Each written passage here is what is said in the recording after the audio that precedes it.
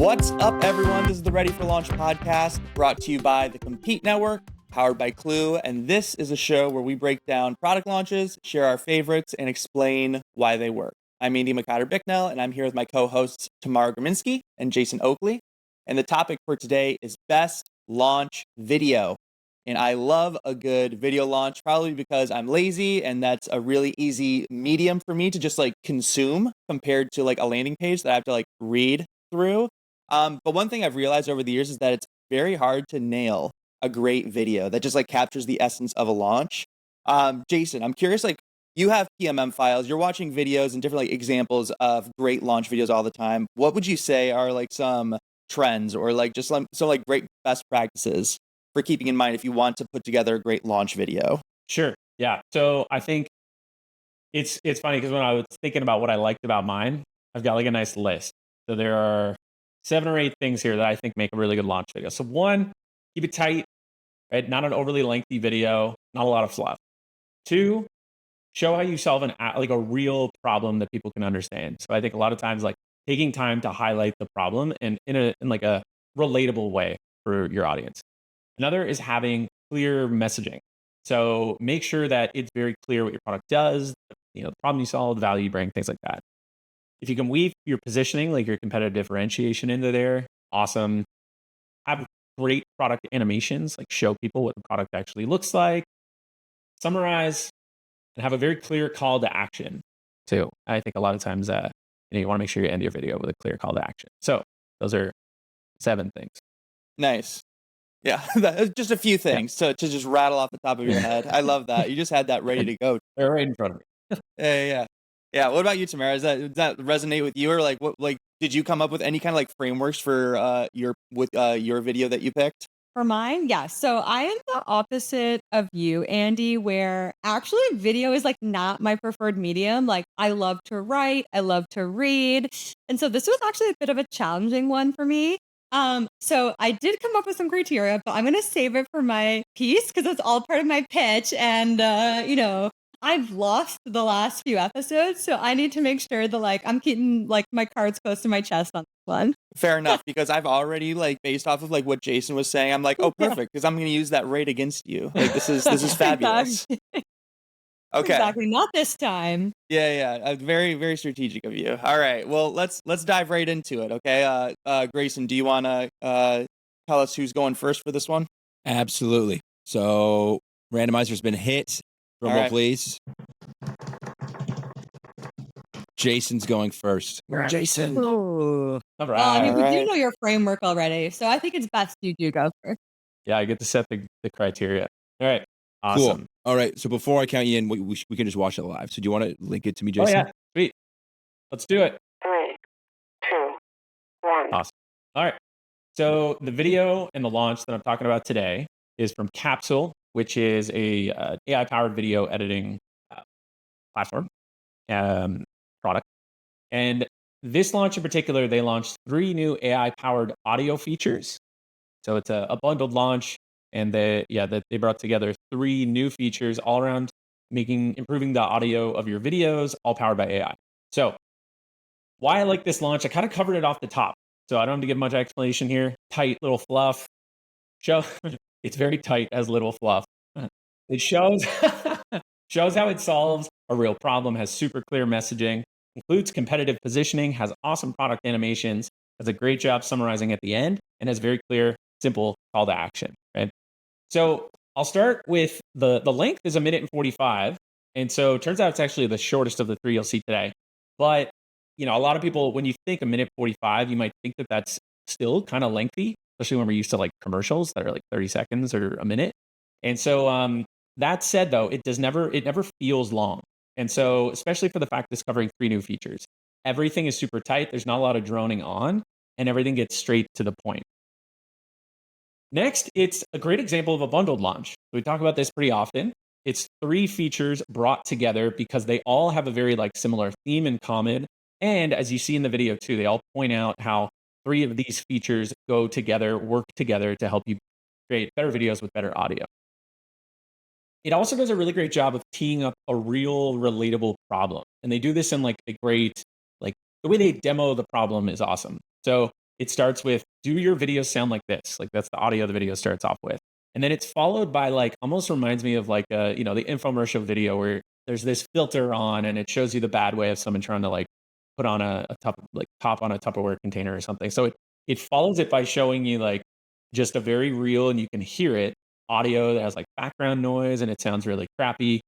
And so really does a really great job of demonstrating the problem, and then follows it up with well, what if they could sound more like this? And then you hear like super crisp audio with music in the background and it sounds really polished.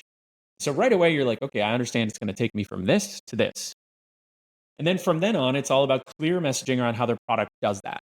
So they say, I like how they really like summarize what the video is about. They say today Capsule's launching 3 incredible AI powered audio features that are going to help you level up your video in seconds.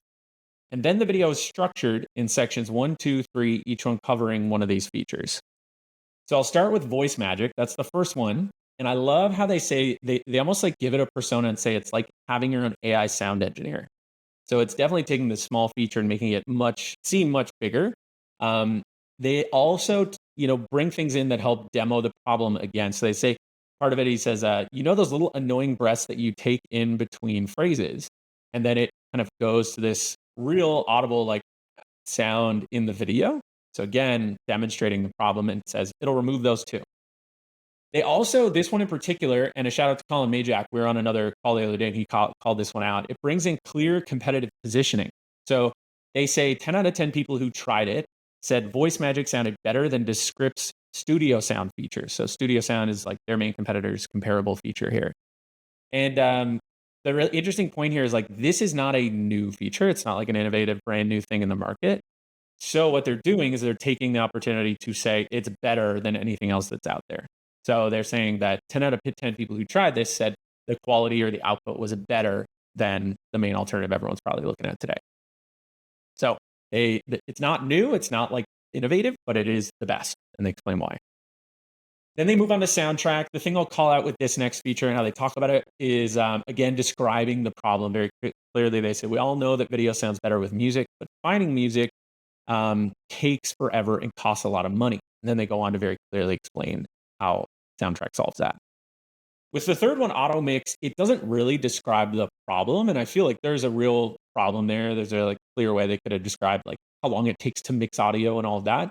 They don't do that, which I thought was like they did a great job of that in the first two, but they didn't do it in this one. But they did very clearly explain what it does in the context of the other two features as well. So it tied it together by being like, you have your music, you have your audio. How do you kind of manage the process of making sure you're adjusting levels so that when you're talking, the music's low, when you're not, the music's higher. And so it does a great job of explaining, how you're going to be able to do that really easily. So it does a good job there. I think it's also worth noting each of these features are explained with animations that are minimal enough to not overwhelm you. There's not a bunch of like UI elements that don't make sense and kind of confuse you. They do a great job of just showing like the key UI elements that you need. So it's minimal enough, but it's not too abstract, which I think sometimes videos can go too far to making it seem very abstract, especially when you're trying to like show how a product works, like a software product. So they make it really easy to understand what the product's doing, how the product might work without showing you like a screen share, for example. The last thing I really like, or the second last thing, is that he finishes by bringing it all back around and perfectly summing up the 3 features and how they work perfectly together. So to quote him, he says, voice magic to make you sound great, soundtrack to help you find the perfect song, and auto mix to bring the two together to make the perfect sounding videos. I just love how he quickly summarized it at the end and how all 3 kind of work together. Last thing is their call to action at the end, very simple, right? It says, all this is available for free. Try it out at Capsule.video, and then they end the video. So a number of things I think they do really well in this video. And I covered them off the top, but I think kept it really tight. They showed how it solved a real problem, a relatable problem. It had super clear messaging, weaved in competitive positioning in there, had awesome product animations. They did a great job summarizing at the end and tying it all together, and then a very clear call to action. So I'll leave it at that, but that's why I like this video. I love it. So when you said which video you were going to cover, I had absolutely no idea what Capsule was, and I had not yet watched the video when I chose my video. So spoiler alert, my video is Descript. And so we have like an right. extra head-to-head battle here, That's which Oh, this is gonna be awesome. great. Unintentionally, like actually like a really great little like duel happening here. This is gonna be cool. Yeah, that's fun. exactly. But I do agree, liked the capsule video. Okay, this is may sound crazy, but does anyone think that the guy in this video looks like Joey from Friends? Oh, That I can was kind of like, see it. Yeah, okay. he's their founder CEO. It's he does. He has he definitely has that look. So I almost found that distracting. Like, this is like Oh, a weird come thing. on, I just Tamara. think like, Well, I don't know if that's very. just That's saying, who knows? Maybe some people that drew them in, and they really like maybe. that. Andy, what did you like about it? Um, it's, I mean, I thought it was a very like just from like a product perspective, like just like really broke down like what it was useful for. I thought the messaging was great. I thought that the competitive positioning was really solid too. Especially because I think there's a lot of different like video tools nowadays. I think that we've seen a lot more of them come up since like post pandemic. And so trying to get like a handle on like what makes people different or better, I think they did a great job of kind of like towing the line between like what they do really great and what they're different with. Yeah, I like. I was a big fan of it. It felt like it checked a number of different boxes, but I would say it skews more towards a launch that is very, let's tell you about this product versus maybe a launch video that's more skewed towards like narrative or Yes, more, you know what I mean? 100%. And so, we're probably going to see that in your videos too, where this one's a little bit more like I don't know, tactical, specific about product. Um, for like because when you think about their target buyer, like the audience for this, it's someone who's going to like go sign up for free right after and want to use this thing, right? Well, So, yeah, I think that that's true too. Like from like if you're doing like a product launch, like that, then you should probably skew more towards like the tactical, like what you can do with it, like what like the problems that it specifically solves, like that kind of a thing. And so to your point, like it's not super heavy on the narrative, but I don't think it needs to be for this kind of a launch. So that's a good call out. Yeah, I do think that that was something we kind of missed at the beginning of our episode, which is like, well, what is the purpose of launch videos? And as I'm starting to just think about this more throughout the episode, I'm thinking they kind of serve different purposes. Because Jason, I agree, yours feels almost like a very like lower in the funnel piece of content versus I would say my video is more top of funnel. And I think we'll see the differences between the two. Both great videos, but there's different techniques you can employ depending on like what is the goal that you want this video to accomplish, which I don't know if I'd thought about that before. yeah, yeah, it's a good point. And like who the audience is, like the like with this video, it's like talking to the person who can go and sign up and who would use this versus, there are sometimes maybe a launch is more targeted at like, a higher level narrative that is supposed to pique the interest of like the decision maker or something. Yeah. Cool. Can't wait to watch all the videos. I know. Let's move on to the next one. Okay, so next up on the randomizer, all right, drum roll, please. We have Andy. Oh, okay. We'll have to keep people a little bit on their toes, waiting for like the big bake off between Descript and Capsule. Okay, Yeah, that's fine. I'll fill Yes. in until then. 3, 2, 1. All right. So for my pick, I chose arguably the biggest video first creator in the world, and that is Mr. Beast. And specifically, I'm going to talk about his video announcement for his new Feastables chocolate bar. So for those that aren't aware, Mr. Beast is probably the most well-known YouTuber at this point. He has 252 million subscribers. He's also attached himself to other businesses as well. So a couple years back, he did Mr. Beast Burger. He has his own merch store. Recently, he's gone on record saying that he's going all in on these chocolate bars from Feastables. So that's his big number one goal right now, growing his chocolate brand. And Feastables originally, it was launched in 2022. But this past February, this is when that video was from, they released that video, and it was pretty much announcing like this new recipe, new flavors, and a complete rebrand. And so that's the video that I'm going to be breaking down. And it's honestly, like, in my opinion, I think it's like a masterclass in just entertainment. And it shares still just enough information about the product without like bombarding you with too much information about it. It's really like more narrative driven, like we were just talking about, like with Jason's launch, instead of like the more tactical stuff, which makes sense because it's a friggin' chocolate bar. And so let's break it down. We'll talk about like why I think it's the best launch video. And so there's essentially 3 sections to the video that I think hooks viewers, and that is the problem, solution, and the incentive. Okay, so let's start with the problem.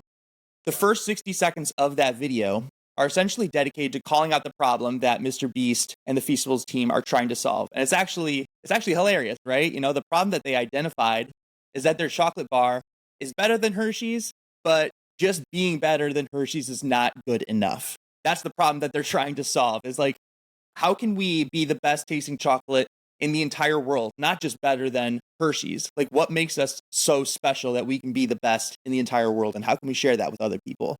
And I love that frame. And honestly, you know, if I can like try to relate it to something in like the SaaS, like tech space, I think it's that, you know, it's not enough for newcomers to just be like 10% better than the status quo. We've seen a lot of these like research studies where like if you're a CRM, for example, you can't just be like a little better than Salesforce or HubSpot for like your target audience.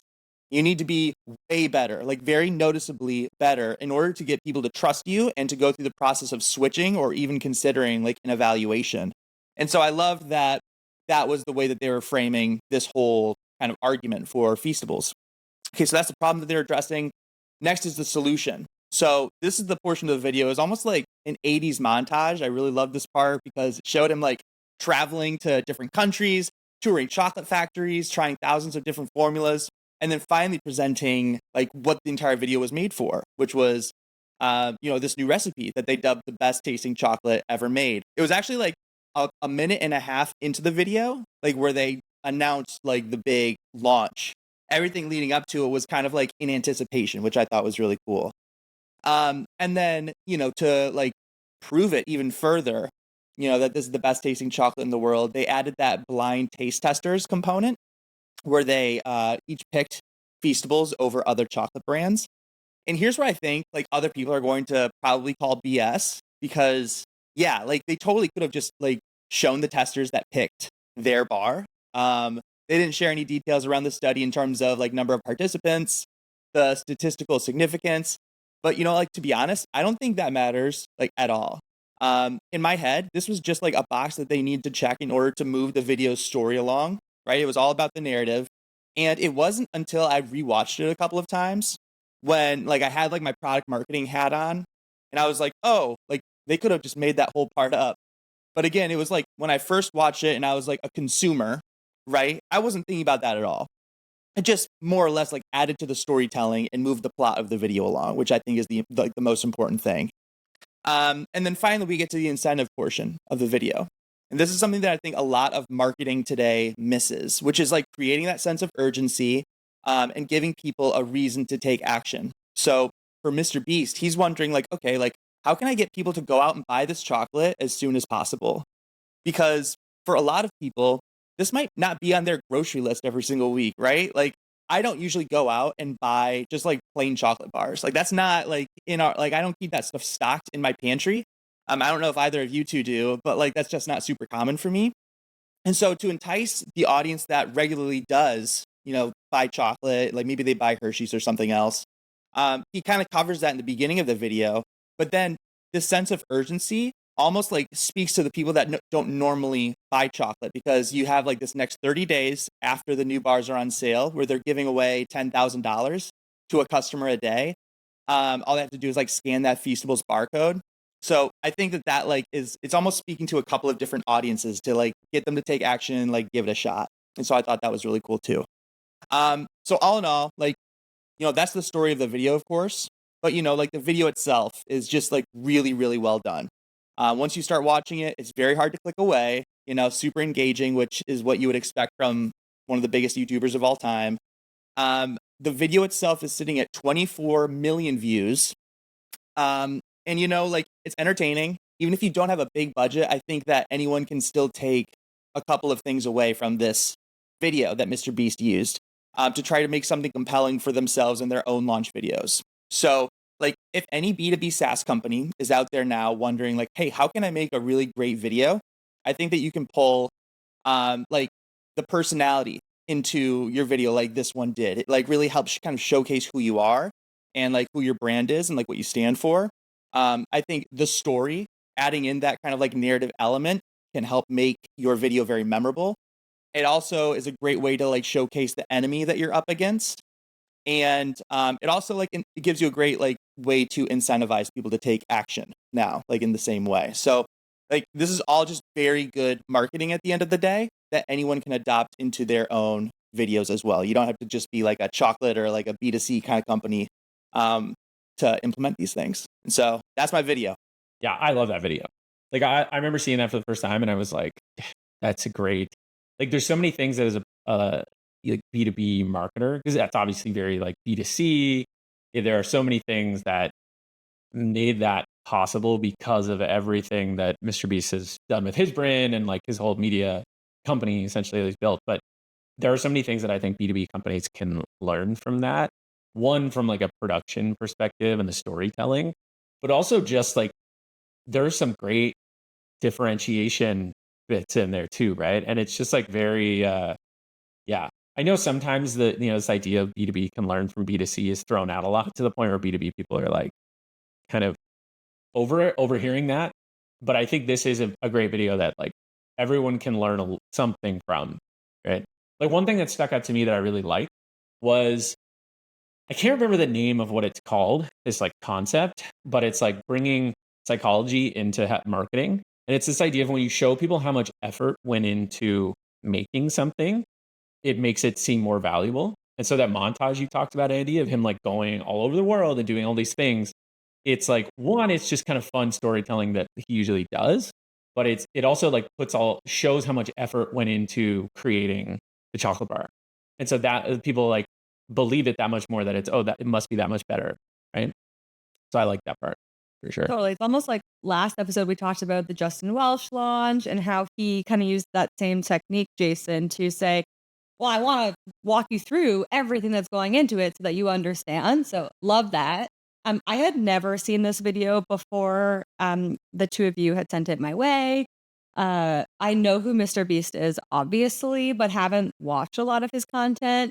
I thought obviously what he had at his advantage is that he's a content creator. And like I look at this video as a piece of content rather than an ad, which I think is awesome. And I think that's what made it so entertaining. And I agree, Andy, like I could watch it several times and still be super interested.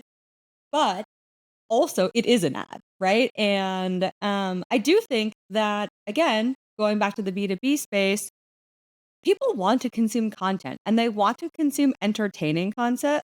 So I think it's an interesting like consideration of, okay, can my video be interesting on its own while also being an advertisement? And I feel like, Jason, that was maybe what your first video was missing. Like I didn't find that video to be entertaining, right? Nor do I think that they were trying to be.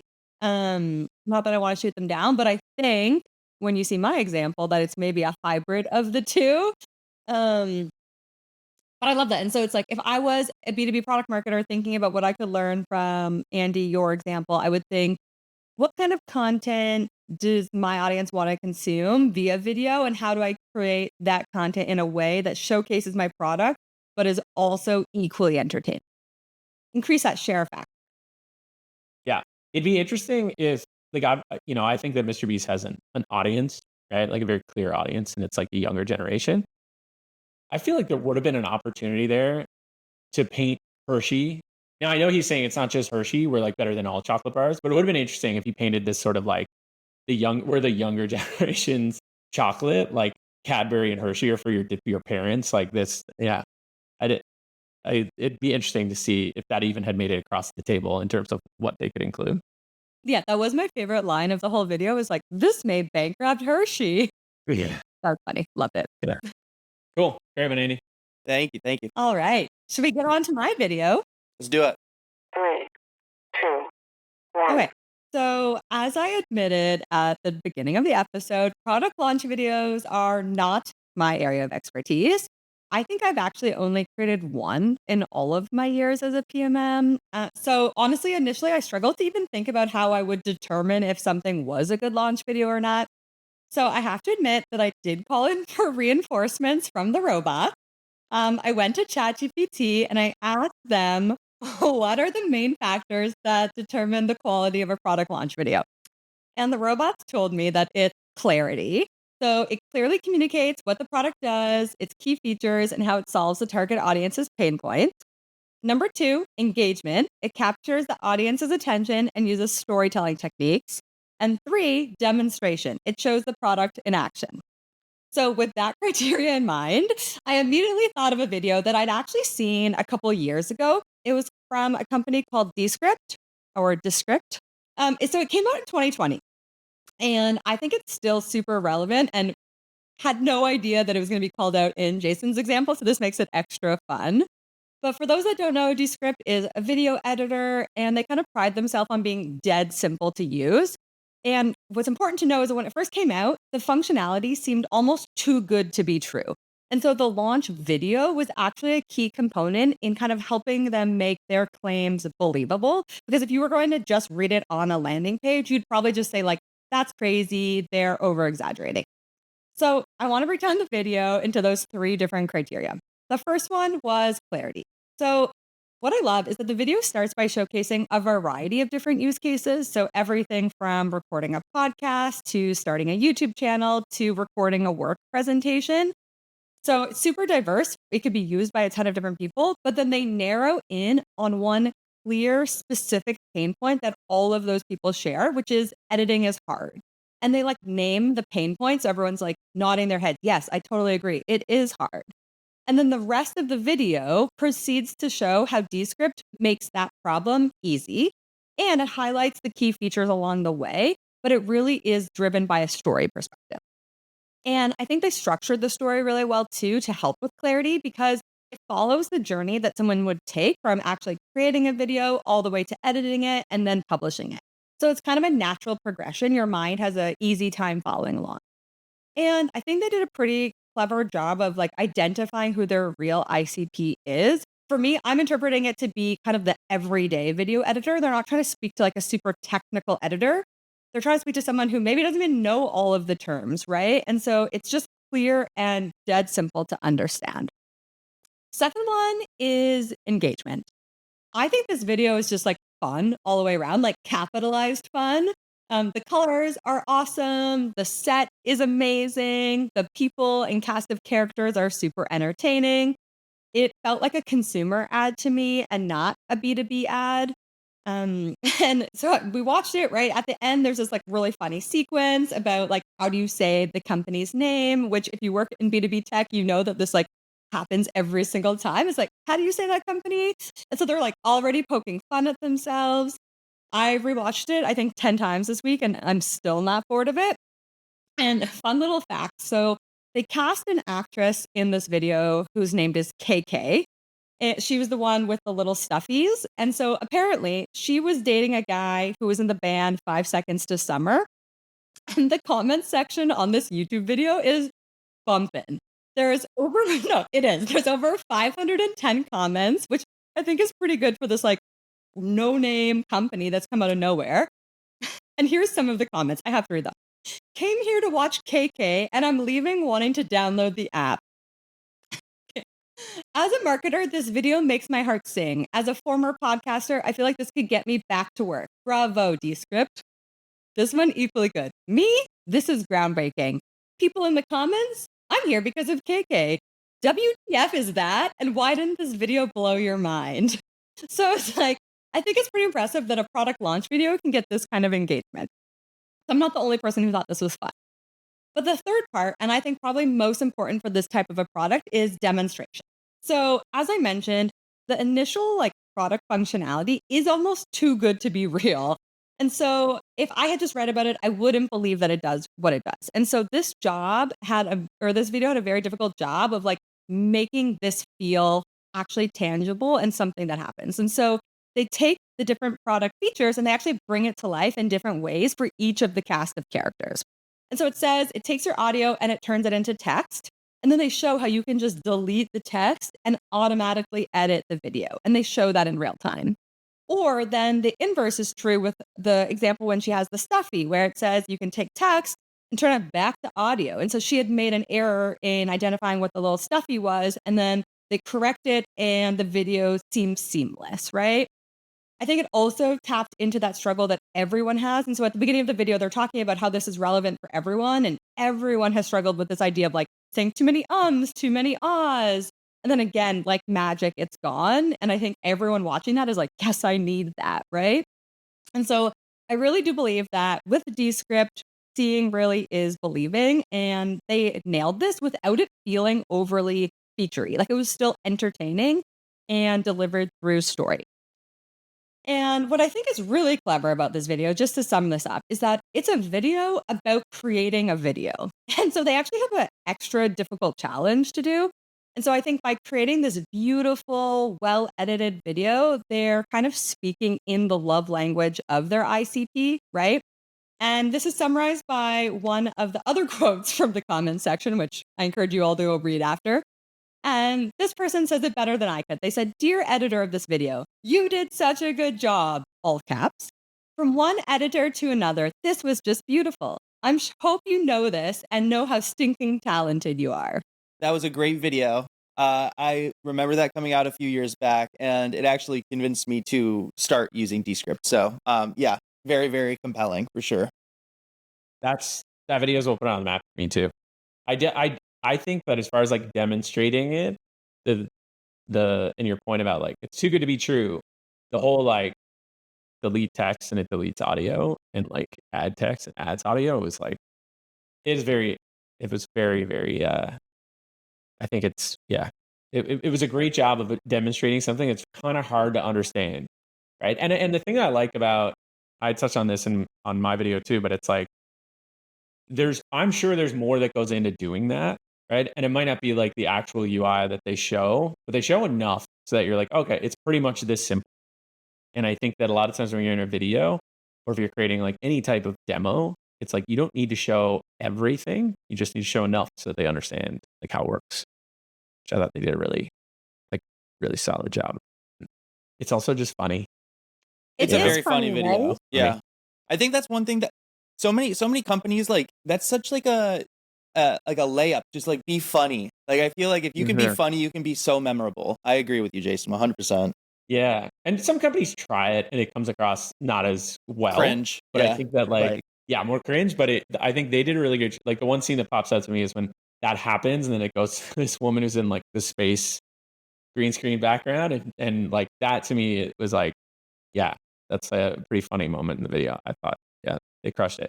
It kind of felt like an Apple ad to me. You know how Apple does a really good job of having characters? It's like an ensemble cast, and you're really bought into each of their stories, but then somehow their stories are also interwoven. I loved how some of the character stories were interwoven if you were paying very close attention. And the colors were even similar to some of the Apple colors. And I think obviously we love Apple. It's one of the best consumer brands of all time. And I think they did a good job of like playing off of that nostalgia, playing off of what is working well in other markets, but still making it feel professional. Like it didn't feel like like it felt like a consumer ad, but it wasn't. Like they still took the product seriously and they still showcased the product, which I love. Yeah. I think too the like yours and Andy's video are for a new product being launched to the market for the first time, right? Or well, in your case, Andy, it's like a relaunch. Yeah. It's still a new product, right? Like new version sort of thing. Whereas the video I talked about is more of an enhancement to an existing product, right? And so yours both take on more of like a storytelling and narrative because you're trying to bring people over to your product, like your kind of POV and that sort of thing. And it's so it's even just worth calling out that like, hey, there are different types of launches. And for that, you might need a video that leans one way toward one way than the other. 100%. I will say one thing was that I love that you talked about, Jason, was this idea of like ending with the CTA. And if I am going to be critical of my own example, I would say I think maybe that could have been one thing that this video did. I do think that they were going after brand awareness, and that's why they added that little like playful bit at the end about the name to make sure the name really resonated. But still, I think maybe if I could make it better, I would suggest adding a CT. Yeah. If like I was thinking about this too. Like I'm like, okay, if I had to be nitpicky about like stuff like with these other videos, the only thing I would say about the Descript one is I felt like the first 75% was like for anybody who is like wants to get into recording but is a little intimidated. And then the last 25% of the video, they kind of tried to squeeze in some of the more like advanced features that like maybe if you already use like a more like advanced like video editing tool, like so you can come try this thing. I don't know if they needed to do that specifically. But again, that was like one of those pieces where I was like, okay, like if I had to be nitpicky, maybe they would like break it out and do like one for like anyone who's like interested in getting into video or audio editing, and one for like the more advanced people that are just looking for like something new. So that'd be the only thing that I would say. Yeah, that's it. I noticed that too. It almost feels like at that point it's like a checkbox of features they needed to make sure Yeah. that they mentioned. Yeah, You know what I yeah. mean? It's like The these CEO are gonna hit came these- in. CEO came in and he was like, "What? But we didn't mention A, B, C, D, E, F, G." They're like, "Oh, Yeah, exactly. Sure, but that never happens, Never. Andy. What are you Never. talking I'm about? just guessing. That's never happened to me. I don't know. All right, should we get to the vote? Yes, Okay. let's do it. Those are all really 3 great videos. Yeah, they were awesome. The results are in, Oh results are my in. god! and we have a Finally. winner, not a tie. Shit. Okay. All right, drum roll. The winner of this episode is Andy. Yes. Yes. Despite the technical difficulties, I have prevailed. Oh my goodness. For anybody that is listening, you can leave this part in, Grayson. Like, I have been having issues with Riverside. I don't know if it's Riverside or like something with Wi-Fi, and it has been messing with me. And so this win means a lot. If I can just like thank the Academy, if I can thank my co-hosts, our wonderful producer Grayson for their patience. This award just means the world to me. So I just appreciate everyone for being here. You deserve this. You deserve it. It was a great one. Thank you. I just want to give just an update on the leaderboard now. That has Tamara at 3, still in the lead. Mm-hmm. And that has Andy and Jason now with 2. Okay. This is going to be an interesting one when we go to the LinkedIn vote. I have a feeling that I will not be People's Champ because we're going to have two companies that are relatively active, I think, on social and compete against each other. So I'm curious to see actually what happens. Again, this was completely unintentional, but this will be interesting. We'll see what happens. Unless you manage to get Mr. Beast somehow. I'll send him a DM. We'll see what happens. Yeah, I'll pull some strings. Yeah. You'll have like a ton of YouTube fans just exactly. kind of Listen, signing up for LinkedIn accounts. Hey, who knows? Like, we could have Taylor Swift. At the time of recording this, we could have Taylor Swift jump into the pod and promote. We could have Mr. Beast. Like, we're pulling all the strings. Like, no one said that we never went for it, you know? Nope. That's true. Could you Oh, this imagine? is awesome. I'm feeling inspired. I feel like I should create a video for PMM camp now. So I like have some things going on in my brain. I might do some little video scripting. Ooh, very good. What tool are you going to use? Oh, I yeah. don't know. I think I'm gonna have to go Descript on that one. Okay. All right. We'll have to do like dueling videos. Jason, then you create a capsule video for There you go. productive PMM, and then I'll just sit by and watch. It'll be great. You'll sit by and eat your chocolate bars. I'll just be eating chocolate. Yeah, not recording any videos. All right, so that's a wrap, everybody. Couldn't leave without saying a big thanks to the folks at Klue and the Compete Network for helping us make this show possible. Just to remind everyone, there's going to be a post live where you can vote on the winner of this episode. So go over to my LinkedIn account, get in on that poll so you can decide the people's champ. That's it for this week. Excited to see everyone on the next one. Cheers. Bye. Bye.